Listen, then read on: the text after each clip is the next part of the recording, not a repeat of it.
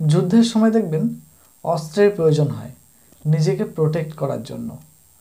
রাস্তায় যখন চলবেন তখন দেখবেন নিজেকে সচেতন হতে হয় যাতে কোনো গাড়ি আপনাকে এসে ধাক্কা না দিতে পারে বা আপনি সঠিক পথে যেতে পারেন, সেজন্য আপনাকে সচেতন থাকতে হয়।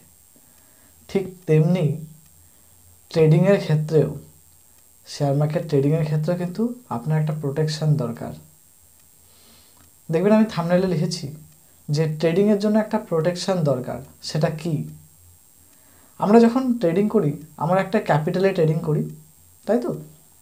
এবং সেই ক্যাপিটাল যদি না থাকে, কিছুদিনের মধ্যে শেষ হয়ে যায়, তাহলে আমরা কিভাবে ট্রেডিং করব এবং কিভাবে আমরা এই মার্কেটের মধ্যে টিকে থাকব?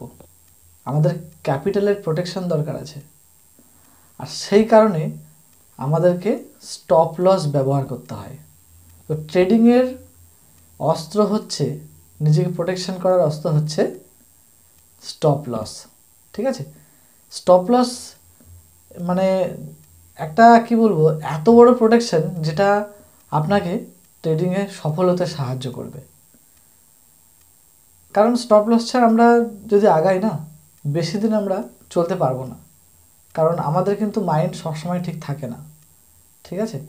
এবং কখনো হয়তো মাইন্ড আমাদের যদি বিগড়ে যায় বা আমাদের মাইন্ড কাজ ঠিকভাবে না করে বা কোনো রকমভাবে আমার মাইন্ড ডিস্টার্বড আছে, ঠিক আছে, সেক্ষেত্রে কিন্তু আমরা বড় লস নিয়ে নিতে পারি। ঠিক আছে? তো যার জন্য ট্রেডিংয়ের ক্ষেত্রে অবশ্যই স্টপ লস ইউজ করতে হবে। ঠিক আছে? এবং স্টপ লস মানে হলো নির্ভয়ে লস নেওয়া।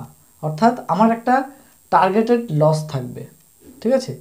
যে লসটা নিতে আমি ভয় পাবো না, যে লসটা নিয়ে আমি রিগ্রেট করব না বা দুঃখিত হব না, সেটা হচ্ছে মেনলি স্টপ লস। ঠিক আছে?